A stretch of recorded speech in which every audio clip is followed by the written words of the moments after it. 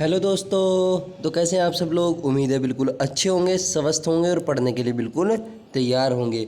तो जैसा कि आप सब लोग जानते हैं कि हमने क्या किया हुआ है, 10th क्लास की एक साइंस की सीरीज चालू की हुई है जिसमें हमने काफ़ी सारे टॉपिकों को कवर करा चुके हैं। और खुशी की बात तो ये है कि आपके जो 4 चैप्टर हैं वो बिल्कुल टॉपिक वाइज अलग अलग प्लेलिस्ट में हम बना करके तैयार कर चुके हैं।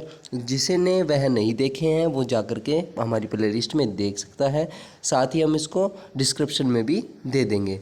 ठीक है, तो आज हम एक नए चैप्टर की शुरुआत करने जा रहे हैं और नए उत्साह के साथ, जिसका नाम है, आपका चैप्टर 5 है और नाम है तत्वों का आवर्त वर्गीकरण, पीरियोडिक क्लासिफिकेशन ऑफ एलिमेंट्स। ठीक है, और हमारे यूट्यूब चैनल का नाम है स्टडी रूम 2.0 और ये इसका पार्ट 1 है। ठीक है, इससे पहले जो है कि हमने आपको बिल्कुल सभी के सभी जो 4 चैप्टर हैं बिल्कुल कवर करा चुके हैं, बिल्कुल बेसिक से कवर कराए हुए हैं और हर एक टॉपिक आपका चैप्टर से बिल्कुल रिलेटेड जो है वो पढ़ाया गया है। और आप जिससे कि एक वीडियो देखकर अपने नोट्स बना सकें। ठीक है, और आपको ट्यूशन की आवश्यकता बिल्कुल भी न पड़े। ठीक है, तो आइए इसी क्रम में आगे बढ़ते हुए अपनी सीरीज़ को आगे बढ़ाते हुए चलते हैं नेक्स्ट स्लाइड पर और शुरू करते हैं आज के सेशन को। तो जैसा कि आप सब लोग जानते हैं कि हम इससे पहले पढ़ने से पहले क्या लेते हैं, थोड़ा सा मोटिवेशन लेते हैं। एक अच्छी सी बात, एक अच्छी सी थॉट्स आपको एक बात बताते हैं जिससे कि आप मोटिवेट हो सके पढ़ने के लिए। ठीक है, तो आइए आज देखते हैं आज हमें क्या सीखने को मिलता है। ठीक है, तो आज देखते हैं सबसे पहले आते हैं दिन। आते हैं दिन हर किसी के बेहतर। मतलब क्या है, आते हैं दिन हर किसी के बेहतर, पर बेहतर दिन आते नहीं हैं, लाने पड़ते हैं मेरे भाई, लाने पड़ते हैं। कैसे? मेहनत करके। ठीक है, बेहतर दिन कैसे आएंगे? जब आप मेहनत करोगे, लगातार मेहनत करोगे। ऐसे नहीं है कि एक दिन मेहनत कर दी दूसरे दिन आप बैठ गए, नहीं, लगातार कंटिन्यूअस बिल्कुल मेहनत करते रहोगे तो बेहतर दिन अपने आप आएंगे। जिंदगी के समंदर में हमेशा तूफान नहीं रहते। ठीक है, यहाँ मतलब क्या है, तूफान का मतलब है कि संकट या कोई भी परेशानी या प्रॉब्लम की बात हो रही है कि आते हैं दिन हर किसी के बेहतर, जिंदगी के समंदर में हमेशा तूफान नहीं रहते। ठीक है, उम्मीद है आप बिल्कुल समझ गए होंगे इसे। ठीक है, तो लगातार कोशिश करते रहिए जिससे कि आपके दिन हैं वो बिल्कुल बेहतर बन जाएं। ठीक है, तो आइए चलते हैं नेक्स्ट स्लाइड पर और देखते हैं कि आज हम क्या चीज़ पढ़ेंगे और क्या चीज़ कैसे करने वाले हैं इस चैप्टर के अंदर। तो सबसे पहले आप देख पा रहे होंगे कि टॉपिक लिखा आ रहा है। ठीक है, अब देखते हैं आज जो ये हम थोड़ा सा इंट्रोडक्शन की क्लास होगी इसमें। ठीक है, इसमें क्या लेंगे हम, इसमें जो है कि हम चैप्टर के अंदर जितने भी टॉपिक आपको कवर कराए जाएंगे ये सभी जो हैं आपको कवर कराए जाएंगे। जैसे फर्स्ट पॉइंट है परिचय, इंट्रोडक्शन क्लास है भाई। ठीक है, उसके बाद आ जाता है वर्गीकरण की आवश्यकता, तत्वों का वर्गीकरण जो हुआ था। ठीक है, तत्वों के वर्गीकरण में प्रारंभिक प्रयास, डोबेराइनर के त्रिक, ये राइनर है बेटा, टाइपिंग मिस्टेक हो गई, राइनर नहीं है, राइनर है। ठीक है, डोबेराइनर और न्यूलैंड्स का अष्टक सिद्धांत, मेंडलीफ की आवर्त सारणी और आधुनिक आवर्त सारणी, गुणों में उन्नयन, संयोजकता, परमाणु क्रमांक तथा धात्विक तथा अधात्विक गुणधर्म, ये सभी क्या है, टॉपिक हैं आपके जो इस चैप्टर के अंदर आपको कवर कराए जाएंगे बिल्कुल अच्छे से, जिससे कि आप को ट्यूशन की आवश्यकता तो बिल्कुल भी ना पड़े। मेरा पर्पज़ यही है ये सीरीज़ लाने का कि आपको ट्यूशन की आवश्यकता नहीं पड़े, जिससे कि जो बच्चे हैं जिनको ट्यूशन में क्या होता है, प्रॉब्लम होती है कि वो इतना जो पैसे हैं वो अफोर्ड नहीं कर पाते हैं। ठीक है, नहीं, तो उसके ही लिए मैंने ये सीरीज़ चालू की हुई है जिससे कि आप, हालांकि फ़ोन तो, स्मार्टफोन तो सभी के पास होता है, तो आप यहाँ से अपना क्या है बिल्कुल नोट्स बना सकेंगे और समझ सकेंगे। ठीक है, तो आइए शुरुआत करते हैं आज के सेशन की और एक बेहतरीन जोश के साथ चलिए चलते हैं। तो सबसे पहले आ जाता है हमारा परिचय। तो जानते हैं तत्वों के वर्गीकरण के बारे में जानते हैं। ठीक है, ऐसे नहीं है कि बस लग गए हैं भाई, रटने लग गए। ठीक है, नहीं, ऐसे नहीं भाई, जानते हैं कि हुआ क्या था। ठीक है ना, चलो शुरुआत करते हैं। सबसे पहले आ जाता है हमारा प्राचीन काल में बहुत कम तत्वों का ज्ञान था। अब भाई प्राचीन काल है, ठीक है, नहीं, तो उसमें क्या है कि बहुत कम ज्ञान था लोगों को। ठीक है, तत्वों का तो बहुत ही कम ज्ञान था। ठीक है, तब देखो क्या हुआ, तथा इनकी संख्या कम होने के कारण इनका अध्ययन करना अपेक्षाकृत सरल था। ठीक है। तो मतलब जब कम तत्व होंगे तो उनको पढ़ना भी आसान होगा, उनको याद करना भी आसान होगा, ठीक है नहीं, उनके बारे में जानना भी आसान होगा, सही है। परंतु समय के साथ इनकी संख्या बढ़ती गई, ठीक है नहीं। जैसे क्या हो रहा है, अगर आप बात की जाए, आप देख लिए, आप आधुनिक काल में हैं, ठीक है नहीं। पहले क्या था कि साइकिल होया करती थी, अब क्या है, मोटरसाइकिल हो गया भाई, फोर व्हीकल यानी कार हो गया भाई, ट्रक हो गया, तो कितनी बढ़ गई संख्या, ठीक है नहीं। पहले तो क्या था, पहले भाई या तो पैदल चल लिए या साइकिल पे चले गए प्राचीन काल में, ठीक है नहीं। और पहले तो, इससे पहले तो वो भी नहीं था, ठीक है। तो ऐसे क्या हुआ, धीरे धीरे जैसे ही हमारे वाहनों की संख्या बढ़ गई, एग्जाम्पल है वो, वैसे ही क्या है, तत्वों की संख्या भी बढ़ती चली गई, ठीक है। तो आज लगभग कितने तत्व हैं, 118 तत्व की खोज हो चुकी है, ठीक है। इसमें क्या है, 118 तत्वों की खोज हो चुकी है। इससे पहले तो सबसे पहले मतलब 60 ही थे लगभग, ठीक है नहीं, आराम आराम से खोज हो चुकी है। इसमें से क्या है, जिसमें से 94 प्राकृतिक है, 94 जो हैं आपके तत्व वो प्राकृतिक हैं, यानी आपने प्रकृति जो आप देखते हैं, ये पूरा प्रकृति है जो हमारी, इसने हमको 94 तत्व दिए हैं, तथा तथा शेष कृत्रिम विधियों द्वारा प्राप्त किए गए हैं। कृत्रिम विधि यानी मानव द्वारा निर्मित, ठीक है, जो हम निर्मित करते हैं अपने एक्सपेरिमेंट से, जिनको हमने निर्मित किया है, बनाया है, वो क्या है, शेष जितने बचे हुए हैं, ठीक है। बाकी 94 हमें क्या, किसने दिए हैं, 94 किसने दिए हैं, प्रकृति ने दिए हैं। तत्वों की बढ़ती संख्या के कारण उनका अलग अलग अध्ययन करना कठिन कार्य हो गया, सही बात है भाई। अब इतने सारे तत्व हमारे पास हो गए, 118 तत्व हो गए, अब इनको याद कैसे करें भाई, ठीक है नहीं। किसी के गुण कुछ हैं, किसी के गुण कुछ हैं, हाइड्रोजन का कुछ होगा, लिथियम का कुछ होगा, ठीक है, सोडियम का कुछ गुण होंगे और मैग्नीशियम के कुछ गुण होंगे। तो इनको क्या हुआ, इनको याद करना कठिन हो गया बहुत, ठीक है। अब वैज्ञानिक का दिमाग घुमा, ठीक है नहीं, क्योंकि वैज्ञानिक किसे कहते हैं, जिनका दिमाग घुमा हुआ होता है, ठीक है ना, वो सोचते बहुत हैं।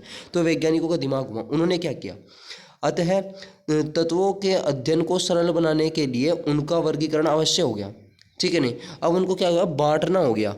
अब देखते हैं इनको बांटे किस प्रकार, ठीक है ना। तो वैज्ञानिक का दिमाग चलने लगा, जितने हमारे वैज्ञानिक थे उनका दिमाग चलने लगा। अब देखो क्या होगा आगे, चलते हैं नेक्स्ट स्लाइड पर। देखिए उदाहरणार्थ, ठीक है, सबसे पहले उन्होंने देखा क्या, इनमें से क्या है जो हमें तत्व प्राप्त हुए हैं, चाहे जितने तत्व थे उस टाइम, उतने हम जो तत्व प्राप्त हुए हैं उनमें कुछ उन्होंने देखा कि इनमें से कुछ तो ठोस है, ठोस यानी कठोर है, मतलब बहुत मजबूत है, ठीक है नहीं। कुछ गैस है यानी गैसीय फॉर्म में है, कुछ द्रव है यानी लिक्विड फॉर्म में है, ठीक है। इन सभी तत्वों के सामान्य गुणों का अलग अलग अध्ययन करना कठिन कार्य है। अगर हम इन सभी का अलग अलग अध्ययन करने लग गए तो ये बहुत ही कठिन हो जाएगा और बड़ा प्रोसेस हो जाएगा बहुत, ठीक है नहीं। ऐसा हमें तो शॉर्ट ट्रिक चाहिए भैया, ठीक है नहीं। ऐसे थोड़ा ही कि हम अलग अलग याद करने लगेंगे, अब तो बच्चे भी याद नहीं करते, वो तो फिर भी इतने सारे तत्व थे, ठीक है नहीं।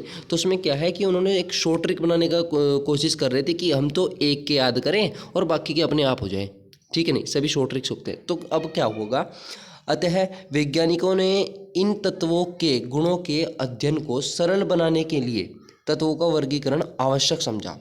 यानी अब वैज्ञानिक ने क्या समझा भाई, अब वैज्ञानिकों को तो याद करना था कि 118 तत्व हैं भाई, इनको हमको याद करना है और हमें तो एक याद करें और बाकी सारे अपने आप हो जाएं, ऐसा सिस्टम कुछ करना है, ठीक है। तो उन्होंने क्या सोचा कि हम इसको बांट देते हैं, ठीक है नहीं, कई पोर्शन में बांट देते हैं, समूह बना देते हैं इनका, ठीक है। उसमें बांटना इन्होंने आवश्यक समझ लिया इसको, ताकि समान गुणों वाले तत्वों को एक साथ रखकर उनका अध्ययन किया जा सके। उन्होंने एक ऐसा प्रोसेस तैयार किया कि वो करने में जुट गए कि हम एक जैसे तत्व एक प्रकार समूह में रखते हैं, एक जैसे एक में, एक जैसे एक में, मतलब जिनके गुण समान होंगे ना वो एक साथ रख लो, एक के याद करें और दूसरे के अपने आप हो गए, ठीक है नहीं। ये प्रोसेस उन्होंने ऐसा अध्ययन किया जा सके, ऐसा सोचा उन्होंने, ठीक है। वर्गीकरण का मूल उद्देश्य तत्वों को थोड़े से ऐसे वर्गों या समूह में व्यवस्थित करना जिससे कि समूह के किसी एक तत्व के गुणों के अध्ययन से उस वर्ग के सभी तत्वों का गुणों का ज्ञान हो जाए।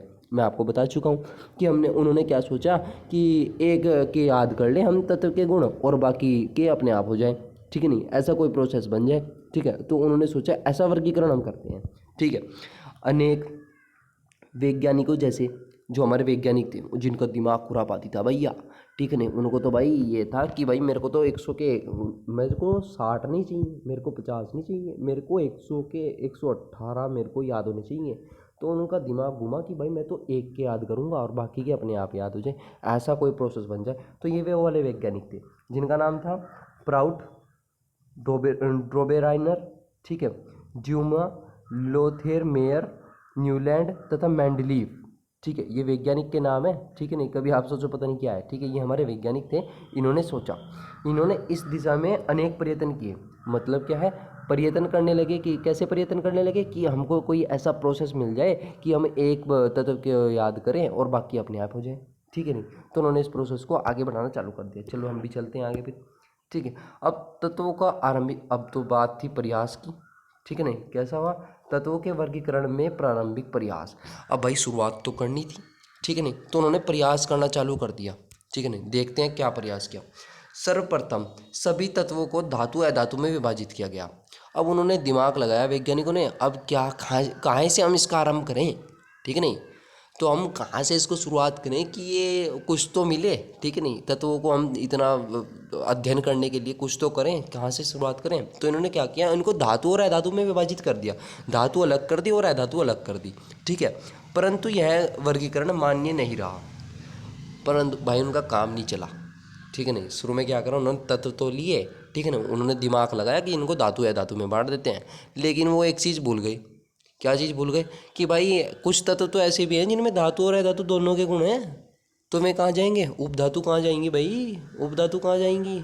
ठीक है नहीं, तो वो ये चीज़ भूल गए, तो यही चीज़ गलत मानी गई। ठीक है, परंतु यह वर्गीकरण मान्य नहीं रहा, क्योंकि बहुत से ऐसे तत्व पाए गए जिनमें धातु अधातु दोनों के गुण पाए जाते हैं। ठीक है, ऐसी कौन कौन सी धातु है, जैसे आपको देख पा रहे होंगे आर्सेनिक और जर्मेनियम, ये ऐसी धातुएं हैं, मतलब उपधातु हैं वैसे ही हैं, इनमें धातु और अधातु दोनों के गुण पाए जाते हैं। अब उनके दिमाग में आया कि भाई धातु और अधातु में नहीं काम चलेगा, अगर धातु अधातु में रखा गया तो ये थर्ड वाले किधर जाएंगे। ठीक है नहीं, जिनमें दोनों के गुण हैं। ठीक है, तो इसके पश्चात तत्वों के परमाणु भार के आधार पर तत्वों के वर्गीकरण के अनेक प्रयास किए गए, जिनमें से मुख्य निम्न प्रकार हैं। ठीक है ना, अब जो मेन है, जो मतलब उन्होंने क्या किया कि इसको हम डिवाइड करते हैं, इनको बांटना शुरू करते हैं, देखते हैं क्या दिमाग लगाते हैं वैज्ञानिक हमारे आए और उन्हें दिमाग लगाना शुरू करते हैं कि धातु या धातु से तो काम नहीं बनने वाला, आगे ये देखते हैं। ठीक है, तो अब आए हमारे प्राउट जी। ठीक है, हमारे वैज्ञानिक जी थे, महान वैज्ञानिक प्राउट जी आए। ठीक है ना, उन्होंने क्या किया, एक परिकल्पना की। देखते हैं क्या की। सन 1815 में, 1815 में चले जाओ भैया। ठीक है नहीं, 2023 में ना है बात, ये है बात 1815 में। ठीक है नहीं, तो हम 1815 में पहुंच गए। 1815 में प्राउट ने डोल्टन द्वारा निर्धारित तत्वों के परमाणु भारों की सूची अध्ययन किया। जो हमारा डोल्टन थे, उन्होंने क्या किया था, परमाणु भारों की एक सूची दी थी।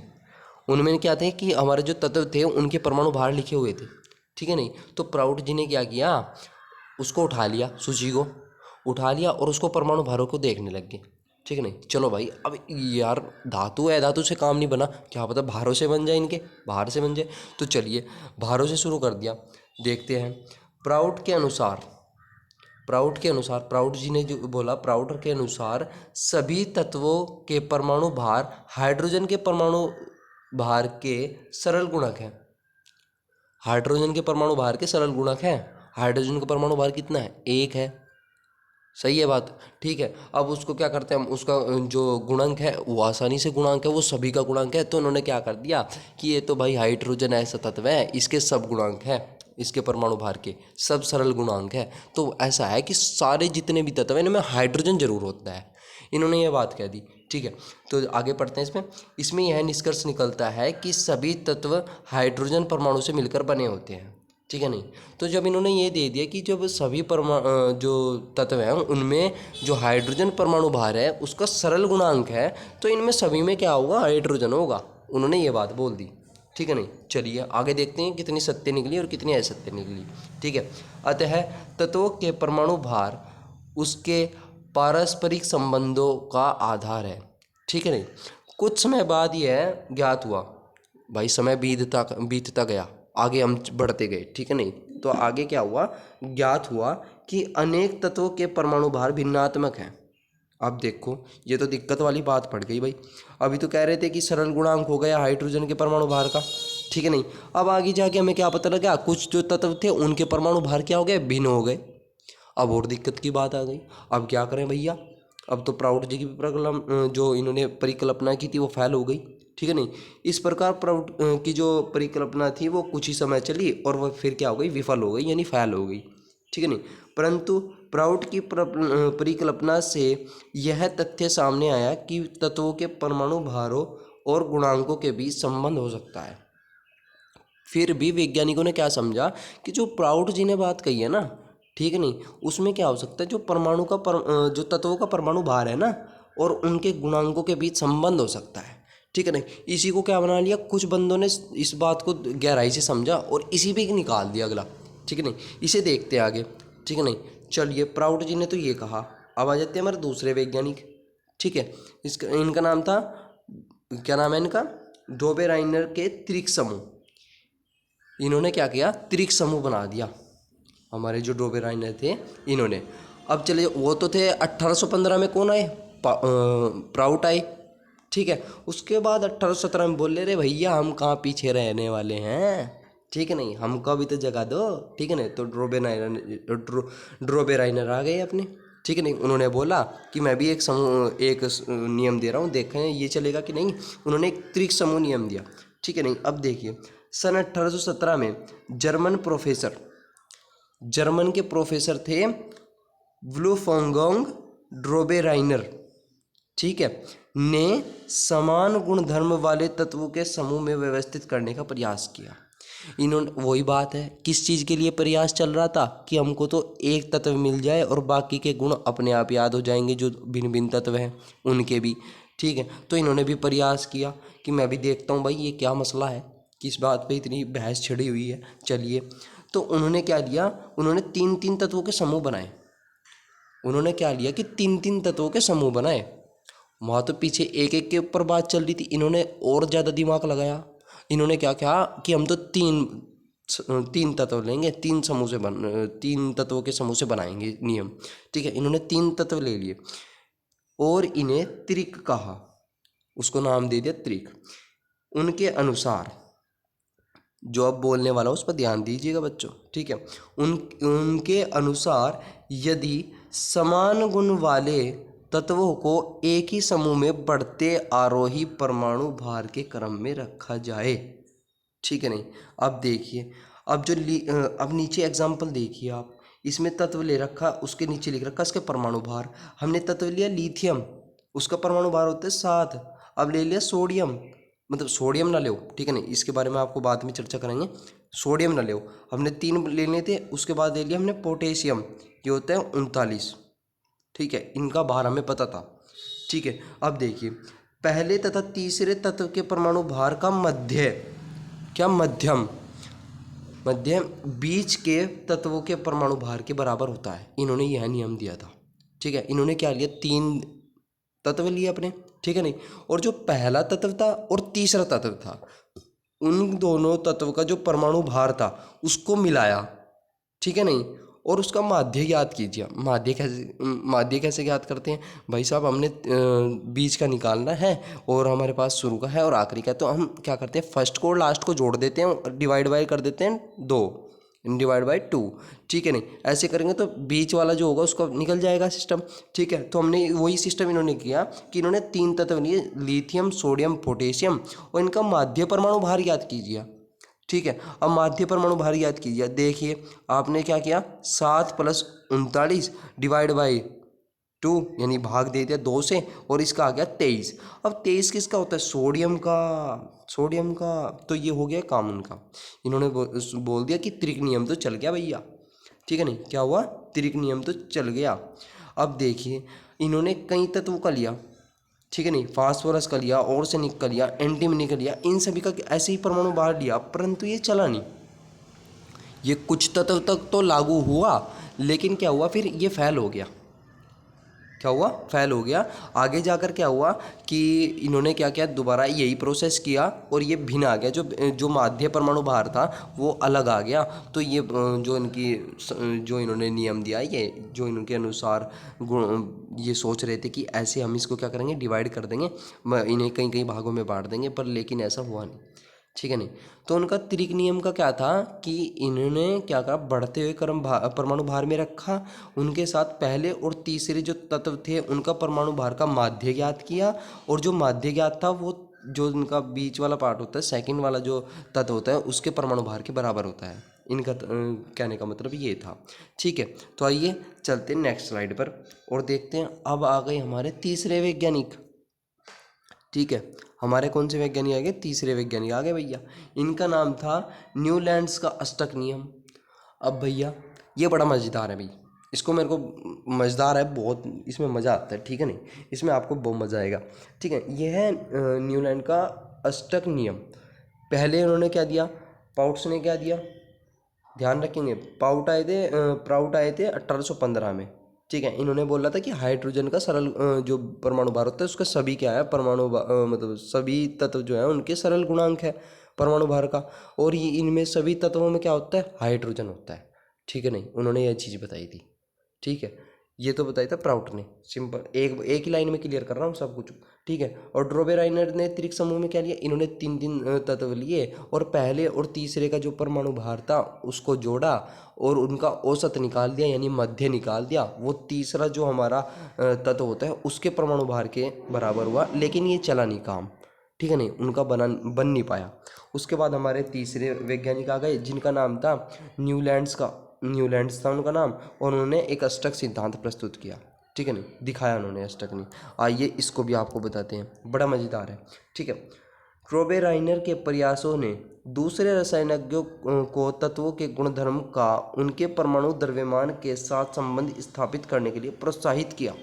ठीक है, नहीं अब देखो, प्राउट को देखकर आए, ड्रोबेराइनर आए आपके, अब उनको देखकर कौन आए? न्यूलैंड्स आ गए। भैया हमको काहे पीछे रख दिया तुमने?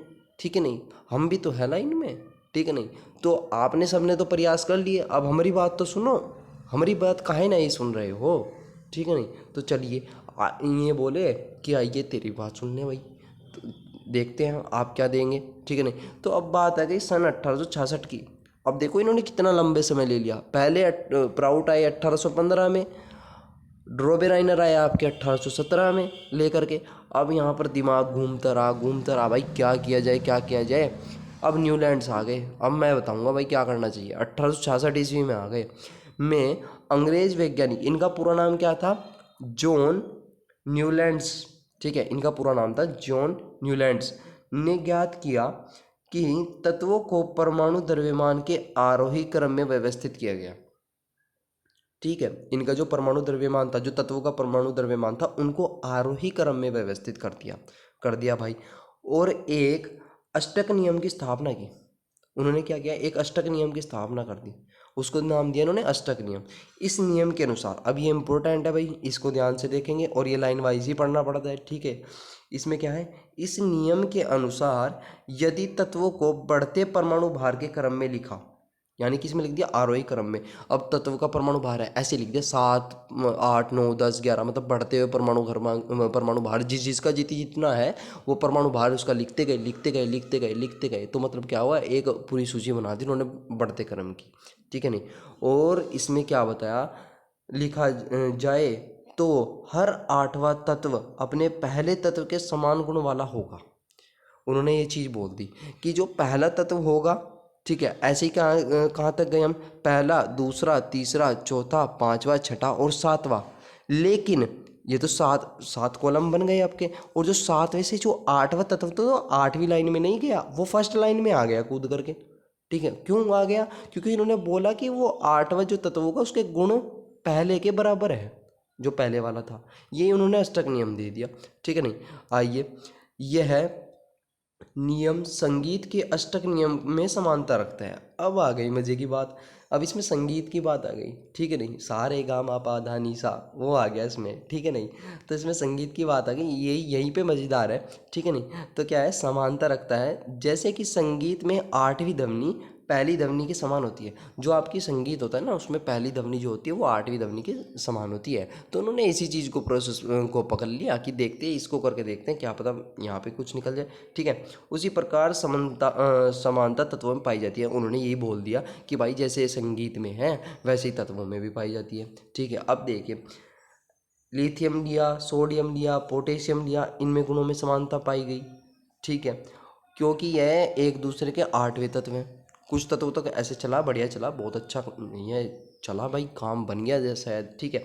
इसी प्रकार बेरियम, मैग्नीशियम, कैल्शियम, ठीक है, इन्होंने लिया, ठीक है। अब बेरिलियम था आपके पास, मैग्नीशियम था और कैल्शियम था, इनके गुणों को देखा, ये भी समान पाए गए। अब आपकी समझ में कुछ आ रहा है, कुछ नहीं आ रहा है। अब देखो मैं आपको दिखाऊंगा एक सारणी, आप देख पा रहे होंगे इस पे लिखा हुआ है सारणी संगीत के सुर, ठीक है। अब आप इसको बिल्कुल समझ जाएंगे जैसे मैं आपको समझाना चाहूँगा, ठीक है। अब देखिए आप ऊपर देखिए आप क्या लिखा है, सा रे गा मा पा धा नी, पा धा नी सा, ठीक है। यही तो होता है संगीत का सुर, क्या होता है, सा रे गा मा पा धा नी, और जो आठवां तत्व है उसका क्या है वापिस सा, सा रे गा मा पा धा नी सा, ठीक है, ये होता है ना। अब इसी प्रोसेस को पकड़ लिया था उन्होंने, ठीक है। उन्होंने रखना शुरू कर दिया। सबसे पहले जिस परमाणु भार के, जो उनका परमाणु भार था ना, ठीक है नहीं, तो उसके हिसाब से इनको लिखना शुरू कर दिया कि सबसे पहले हाइड्रोजन आ गया, फिर लिथियम आ गया, फिर आपका आ गया बेरियम आ गया, फिर आपका आ गया, जैसे आप देख पा रहे होंगे यहाँ आपके आ गए सारे, जैसे कार्बन हो गया, नाइट्रोजन हो गया आपका, ठीक है। ये सभी आपने क्या लिया, लिख दिया इनको, ठीक है। ये बोरान हो गया आपका, ठीक है, ऑक्सीजन हो गया, ये ऐसे उनको लिखना शुरू कर दिया। अब देखो क्या हुआ, इन्होंने जैसे ही लिखना चालू किया तो इन्होंने देखा कि सबसे पहले हमने क्या लिखा, हाइड्रोजन लिखा, सबसे पहले लिखा हाइड्रोजन, फिर लिखा लिथियम, ठीक है। ऐसे ही आपने लिखा बेरियम, ठीक है, क्या लिखा, बीलियम, उसके बाद बोरान, कैल्शियम, नाइट्रोजन, ऑक्सीजन, फिर उन्होंने लिखा फ्लोरीन, फिर सोडियम, मैग्नीशियम, एल्युमिनियम, सिलिकॉन, ठीक है। ये ऐसे आप लिखते चले गए इनको, ठीक है। अब इन्होंने क्या बताया था कि जो आठवां तत्व है वो पहले से समान रखेगा। तो देखिए पहले क्या आता है आपका, हाइड्रोजन आ गया, उसके बाद जो आपका आठवां तत्व आपका क्या था, फ्लोरीन, तो ये आपने पहली श्रेणी में रख दिया क्योंकि हाइड्रोजन के और इसके गुण क्या है, समान है, ठीक है। तो इन्होंने ये प्रोसेस ही बनाया था कि सारे गामा पादा निशा, मतलब आठवां जो तत्व आएगा ना, आठवां जो इसका पड़ रहा है, आठवां भाग जो इसका पड़ रहा है ना हाइड्रोजन का, ठीक है। तो वो हाइड्रोजन का मतलब हाइड्रोजन का भाग नहीं है, मतलब सारे गामा में, जैसे कि हम इनका परमाणु भार लिख रहे थे, ठीक है, जो पहले के आठवां नंबर होगा वो पहले के बराबर होगा, इनका कहने का मतलब ये हो गया था। समझ रहे आप मेरे बात को, ठीक है। तो इन्होंने ऐसे ही बढ़ा दिया, लेकिन ये चला नहीं भैया, ये चला केवल कैल्शियम तक, यहाँ तक चला ये केवल कहाँ तक चला, कैल्शियम तक चला। उसके बाद ये भी ठप हो गया, उसके बाद ये भी काम नहीं चला कि आठवां तत्व ले लो, कि इसमें क्या करा इन्होंने, हाइड्रोजन के गुण किससे मिला दिया, फ्लोरीन से मिला दिए, लिथियम के सोडियम से मिला दिए, बेरियम के मैग्नीशियम से मिला दिए, ऐसे मिलाते चले गए, ठीक है नहीं, क्योंकि ये इन सब के क्या है, आठवां तत्व है। कैसे गिनती करके बताता हूँ मैं आपको, ऐसे आप समझ नहीं पा रहे होंगे, ठीक है। चलिए मैं आपको गिनती करके दिखाता हूँ, ठीक है। अब देखिए आपको मैं गिनती कर देता हूँ। अब देखिए ये हो गया फर्स्ट, ठीक है, ये हो गया सेकंड, ये थर्ड, ये फोर्थ, ये फिफ्थ हो गया, ये सिक्स्थ हो गया, और ये सेवन हो गया, और ये एट हो गया। समझ रहे आप, तो पहला और आठवां। अब देखिए ये नाइन हो गया, ये हो गया नाइन हो गया। लेकिन अगर आप देखें इसके हिसाब से गिनती दें तो एक, दो, तीन, चार, पाँच, छः, सात, ये सात है, ठीक है नहीं, ये क्या है आपका सात, और ये हो गया आठ। तो इसके हिसाब से ये कितना हो गया, आठ। तो इन्होंने क्या पाया कि इसके जो गुण है ना, जो आठवां तत्व है वो अपने पहले तत्व के जो गुण हैं उनमें समानता रखता है। ये नियम दिया था इन्होंने। ये हिंदी से, मतलब जो संगीत के सुर होते हैं, सा रे गा मा पा धा नी सा, इससे लिया था इन्होंने। दिमाग तो बहुत अच्छा लगाया था भाई, वैज्ञानिक बहुत अच्छे थे हमारे, ठीक है नहीं। तो इन्होंने ये दिमाग लगाया था, लेकिन ये ज़्यादा दूर तक नहीं चला, ये कैल्शियम तक चला, ठीक है नहीं। उसके बाद क्या हो गया, ये रुक गया, ऐसा प्रोसेस आगे नहीं पाया, ठीक है। चलिए चलते हैं नेक्स्ट स्लाइड पर। अब देखो इसकी सीमाएं आ गई, ठीक है नहीं। इस सीमाएं में बताया गया था कि इसकी सीमा कहाँ तक गई, ठीक है नहीं। ये आपकी जो सारणी थी, इन्होंने जो अष्टक सिद्धांत दिया था, ये कहाँ तक चला। अब देखिए न्यूलैंड्स के अष्टक सिद्धांत की सीमाएं, अब क्या सीमाएं हैं, अब ये भी देखिए भैया। अब इन्होंने पहली सीमा दी पहली क्या थी, ऐसा देखा गया कि अष्टक सिद्धांत केवल कैल्शियम तक ही लागू था, क्योंकि कैल्शियम के बाद प्रत्येक आठवें तत्व के गुणधर्म पहले तत्व से नहीं मिलते। अब देखो ये दिक्कत की बात हो गई भाई, कैल्शियम तक तो चला, जैसे कि मैं बोला आपको यहाँ तक तो कैल्शियम तक तो चला, लेकिन ये अब उसके बाद जो इससे आगे के आठवां तत्व थे ना, ये मान लीजिए आपका अगर ये फर्स्ट तत्व है भाई, इससे बाद क्या है आपका क्रोमियम है, ठीक है, मान लीजिए ये फर्स्ट है, ये सेकंड है, ये थर्ड, फोर्थ, ये हो गया आपका फिफ्थ, और ये हो गया सिक्स, सेवन और एट। अब जो ये वाला तत्व देख रहे हो आप आठवां, इसका आठवां तत्व तो यही है, लेकिन दिक्कत आ गई भैया, यहाँ पे जो आपका वाई, ठीक है, वाई बोलते हैं इत्रियम को, ठीक है नहीं, इत्रियम, और आपका जो दे रखा है, आपको दे रखा है क्रोमियम, इसके जो गुण थे हमने क्या समान गुण वाले रखने थे, लेकिन इन दोनों के गुण क्या थे, भिन्न थे, अलग अलग थे, तो ये काम नहीं चला भाई आगे। समझ रहे हैं मेरी बात को, ये काम चला ही नहीं आगे, ठीक है, तो कैल्शियम से आगे ये काम नहीं चला भैया, ठीक है, समझ रहे हैं मेरी बात को, ठीक है, तो ये आप उम्मीद है बिल्कुल समझ गए होंगे। अब देखिए दूसरी बात इन्होंने क्या बोली, दूसरी बात इन्होंने क्या बोली कि न्यूलैंड्स ने कल्पना की प्रकृति, अच्छा दो बार लिख दिया, कल्पना की प्रकृति में केवल 56 तत्व विद्यमान है। अब इन्होंने एक फुल स्टॉप लगा दिया भैया, इन्होंने क्या कह दिया, उस टाइम पे 56 तत्व थे आपके, एलिमेंट्स थे, तो इन्होंने क्या बोल दिया कि बस इतने ही हैं, इससे आगे तो आएगा ही नहीं, इससे आगे तो आएगा ही नहीं। इन्होंने तो ज्योतिषी बन गए भैया ये तो, इन्होंने बोला कि भविष्य में ऐसा कुछ होगा ही नहीं कि कोई तत्व मिल जाए, ठीक है नहीं, इन्होंने बोल दिया कि 56 है, 56 है, तो 56 ही रहेंगे, अब आगे नहीं आएंगे भाई, ठीक है नहीं, इतने ही रहेंगे, इतने पे ही ध्यान दे लो। लेकिन इन्हें क्या पता था भाई कि वो 118 हो जाएंगे और आगे भी आएंगे, पता नहीं कितने तत्व विद्यमान है, तथा भविष्य में कोई अन्य तत्व नहीं मिलेगा। इन्होंने तो ज्योतिषी करना चालू कर दिया बीच में, इन्होंने बोल दिया कि भाई 56 तत्व हैं, इतने ही रहेंगे, इससे आगे नहीं आएंगे। लेकिन बाद में कई नए तत्व पाए गए जिनमें गुणधर्म सिद्धांत फैल में मेल नहीं खाते थे। आगे क्या हुआ, मतलब जो इन्होंने आगे तत्व पाए गए, इनमें क्या होगा, ये फैल हो गया भाई, ठीक है नहीं, आगे में ऐसा काम चला ही नहीं बिल्कुल। तो ये इनकी जो सीमाएं थी यहीं तक थी, कैल्शियम तक ही थी, इससे आगे क्या होगा, इनका जो नियम था, इन्होंने जो अष्टक नियम दिया था संगीत के सुर पर, वाह भाई वाह, सा रे गा मा पा धा नी सा समझ रहे हो मेरी बात को, मजाक नहीं है, बहुत अच्छा नियम इन्होंने दिया था, ठीक है नहीं, मतलब देख तो लीजिए आप, इन्होंने संगीत के सुर से कहाँ तक ये इनको लेकर के आए। लेकिन क्या हुआ, इनकी जो यहाँ पर आकर के ये क्या हो गया, थोड़ा सा रुक गया, ठीक है नहीं, इसमें क्या हुआ, बाधा उत्पन्न हो गई, ठीक है नहीं। चलिए तीसरा देखते हैं आप, अपनी सारणी में इन तत्वों को समंजित करने के लिए न्यूलैंड्स ने दो तत्वों को एक साथ रख दिया।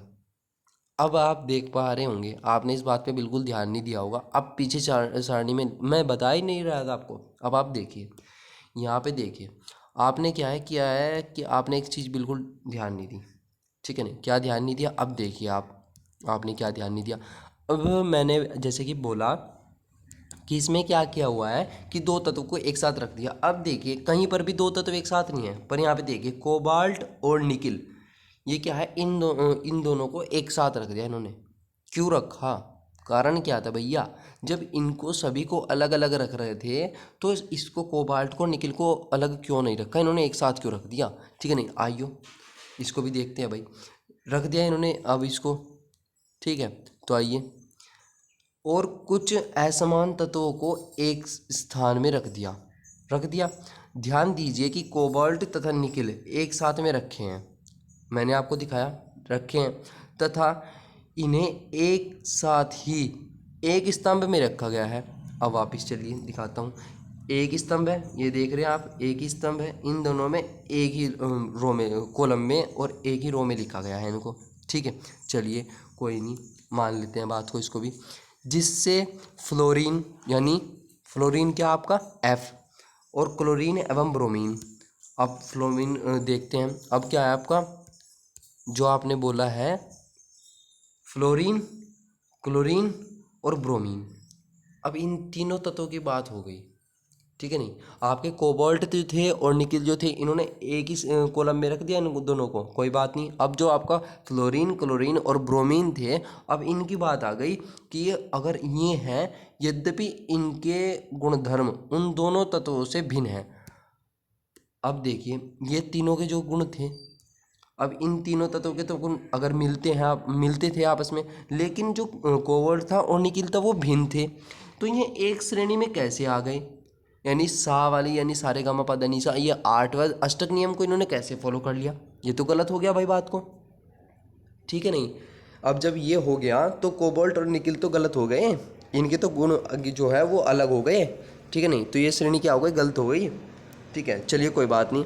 अब देखिए यहाँ पे देखिए आयरन को कोबाल्ट एवं निकिल से दूर दूर रखा गया। अब देखो यहाँ पे वापस चलिए, आयरन क्या है आपका? Fe है आपका आयरन। अब आयरन को कोबाल्ट और निकिल से दूर रख दिया। देखिए आपका जो आयरन था इसको हमने क्या करा? कोबाल्ट से और निकिल से दूर रख दिया, लेकिन इनके गुण क्या होते हैं? समान होते हैं। तो ये आठवें तत्व को वो जो इनका अष्टक नियम इन्होंने दिया तो उसे वो फॉलो नहीं कर रहा, उसको इन्होंने तोड़ दिया नियम को, तो ये तो गलत हो गया भाई। इनकी सीमाएं यही थी कि वो तो गलत हो गया, जबकि क्या हुआ? जबकि इनके गुणधर्म समानता थी, जबकि इनके गुणधर्मों में क्या थी? समानता थी। लेकिन मैं आपको दोबारा दिखाऊंगा इसमें जो आपका Fe यानी आयरन जो है आपका, कोबाल्ट है जो आपका, निकिल है, इनके गुणों में समानता थी, लेकिन ये अलग अलग कॉलम में रख दिए। यहीं पे तो ये गलत हो गया नियम कि ये अष्टक नियम नहीं है भाई, ये नहीं चलेगा। इसमें जो आपने संगीत के सुर लगाए हैं ये सुर अच्छे नहीं हैं, ये बिगड़ गए आपके सुर, ठीक है नहीं। तो यहाँ पे ये बिगड़ गया था सिस्टम, ठीक है। तो इसी प्रकार न्यूलैंड्स अष्टक सिद्धांत केवल हल्के तत्वों के लिए ही ठीक पाया गया, यानी ठीक से लागू हो पाया, ठीक है। तो मतलब जो कुछ ही तत्व थे जिनके लिए ये अष्टक नियम चला, लेकिन आगे जाकर के जो तत्व हमारे मिले या कुछ और आगे जो तत्व थे उनमें क्या हो गया? ये बेकार हो गया, इन पे चला नहीं वहाँ पे काम, ठीक है। तो उसके बाद आगे चलिए, उसके बाद आ गई आपकी मेंडलीव की आवर्त सारणी, ठीक है। अब देखिए भाई, हमारे कोई से वैज्ञानिक किसी से कम ना है, ठीक है। तो इन्होंने क्या किया? सबसे पहले दोबारा रिवीजन करा रहा हूँ भैया, बार बार इसी बार बोल रहा हूँ मैं। आपके 1815 में आए प्राउड जी, ठीक है। उसके बाद आपके आए 1817 में ड्रोबेराइनर जी। उसके बाद आए आपके न्यूलैंड्स 1866 में। अब आपके आ गए मेंडलीव, ठीक है। ये वैज्ञानिक थे ज़बरदस्त, ठीक है नहीं। इन्होंने क्या काम? अब देखिए मेंडलीव आ गए, इन्होंने क्या कहा? अब इन्होंने वापस क्या किया? अष्टक नियम को पकड़ लिया। इन्होंने कुछ तो अच्छा बताया ही था। न्यूलैंड्स जो थे उन्होंने, जॉन न्यूलैंड्स जो थे आपके, उन्होंने बताया तो था कुछ, अब उन्हीं की बात को ये पकड़ के बैठ गए भैया, ठीक है नहीं। चलिए, न्यूलैंड्स के अष्टक सिद्धांत के अस्वीकार होने के बाद भी कई वैज्ञानिक ने ऐसे प्रतिरूपों की खोज जारी रखी। मतलब उन्होंने क्या किया कि वो फिर भी क्या हुआ? प्रोसेस को बनाने में लगातार लगे रहे। कोई बात नहीं भाई, वैज्ञानिक कहते किसे हैं भाई? जो एक्सपेरिमेंट करके देखे और वो फेल हुए तो उससे कुछ सीख करके दोबारा एक्सपेरिमेंट करें, ठीक है नहीं। तो इन्होंने क्या किया कि जो हमारे वैज्ञानिक थे वो फेल जरूर हुए, लेकिन उस चीज़ उनसे वो सीखे, ठीक है, चीज़ों को सीखे और फिर उनको क्या किया? डेवलप करने की कोशिश करी, फिर भी उन्होंने खोज जारी रखी अपनी, ठीक है, जिससे तत्वों के गुणधर्मों का उनके परमाणु द्रव्यमान के साथ संबंध स्थापित हो सके, ठीक है ना। जो परमाणु द्रव्यमान जो इनका होता है उसके हिसाब से क्या करें? हम इनके गुण धर्मों को संबंध स्थापित कर ले कि एक के हम याद करें और दूसरे के अपने आप याद हो जाए गुण, ठीक है। तो तत्वों के वर्गीकरण का मुख्य श्रेय रूसी रसायनज्ञ मित्री, ठीक है, रूसी वैज्ञानिक, क्या नाम था? ये भैया गलत लिखा हुआ है, मित्री मित्री नहीं है इसका, डिमित्री आएगा इसका नाम, ठीक है नहीं। यहाँ पे थोड़ा टाइपिंग मिस्टेक होगी, कोई नहीं, मैं इसको दोबारा लिख देता हूँ, ठीक है, दोबारा लिख देते हैं। ये आपका यहाँ पर है आपका डिमित्री, ठीक है, ये आपका डिमित्री है, समझ जाइएगा बच्चा, ठीक है नहीं। ये आपका डे आ जाएगा इसके सामने, ठीक है, यहाँ पे डे आ जाएगा आपका, ठीक है। तो ये क्या? डिमित्री इवानोविच मेंडलीव, ये इनका पूरा नाम था, ठीक है। क्या नाम था? डिमित्री इवानोविच मेंडलीव, ये इनका पूरा नाम था, ठीक है। चलिए कोई बात नहीं, हो जाता है टाइपिंग मिस्टेक कभी कभी। चलिए, इन वैज्ञानिक को कहा जाता था, ठीक है। इनका जो तत्वों का वर्गीकरण है मुख्य श्रेय इन्हीं को जाता है। इन्होंने बहुत ही अच्छी एक सारणी दी थी जिसको हम आने वाले सेशन में भी अच्छे से कवर कराएंगे, क्योंकि ये जो इनका ये आधुनिक रूप है जो बिल्कुल अभी तक बिल्कुल सही चल रहा है, ठीक है नहीं। तो इन्होंने एक जो इनका नाम था दिमित्री इवानोविच मेंडलीव को कहा जाता है तत्वों की आवर्त सारणी के प्रारंभिक विकास में उनका प्रमुख योगदान है। इन्होंने क्या किया, योगदान हमारे सभी वैज्ञानिकों का है, क्योंकि प्रेरणा लेकर ही आदमी सीखता है। तो इन्होंने सबसे पहले प्राउट ने आरंभ किया, फिर रोबेराइनर आपके आए, उन्होंने देखा प्राउट की परिकल्पना को। फिर उसके बाद आपके न्यूलैंड्स आए 1866 में, उन्होंने भी देखा, ठीक है नहीं। तो उन्होंने उसके बाद मेंडलीफ आया आपको, तो सब अध्ययन करके आगे बढ़ते रहे, ठीक है नहीं। लेकिन इनका योगदान क्या रहा, मुख्य रहा इसमें, ठीक है। उन्होंने अपनी सारणी में तत्वों को उनके मूल गुण धर्म, परमाणु भार तथा रासायनिक गुणधर्मों में समानता के आधार पर व्यवस्थित किया, ठीक है। उन्होंने क्या किया कि उनके जो गुणधर्म थे, उनके जो परमाणु भार थे, उनके जो रासायनिक गुण थे, उनके सभी को लिया और उनकी जो समानता थी उनको लिखा और उनके आधार पर उनको व्यवस्थित किया, ठीक है।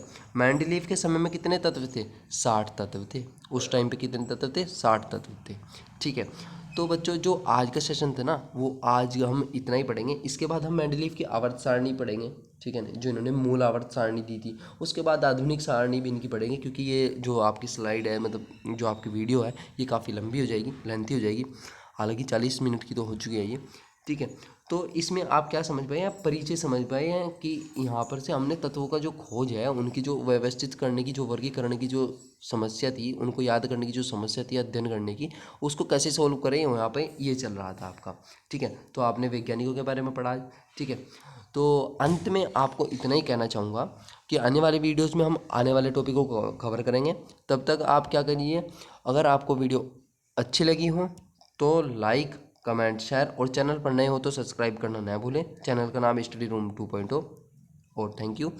अगर आपको लग रहा है कि मेरी वीडियो आपके लिए बहुत ही यूज़फुल हो रही है, हालांकि मैं आपको बहुत ही अपनी मतलब शायरी भाषा में ना बोल के हम क्या कर रहे हैं, आपको बहुत ही आसान एक्सप्लेनेशन में आपको समझाने की कोशिश कर रहा हूँ, जिससे कि आप आसान से समझ सकें, ठीक है। तो आप क्या कीजिए कि अपना नोट्स बनाते रहिए, पढ़ते रहिए, याद करते रहिए, जिससे कि आपके बोर्ड एग्ज़ाम में अच्छे नंबर आ सकें, ठीक है नहीं। और आपकी जो मतलब याद करने की क्षमता है वो भी बढ़ सके, ठीक है, समझ सकें आप, और समझ के आपको पढ़ना है, ठीक है। तो अंत में यही कहना चाहूँगा, मिलेंगे नेक्स्ट सेशन में और इससे आगे के टॉपिक आपको कवर कराए जाएंगे, ठीक है। तो तब तक आप अपनी सेहत का ध्यान रखिए और हमारे साथ अपना प्यार यूँ ही बनाते रहिए। तब तक के लिए जय हिंद, जय भारत।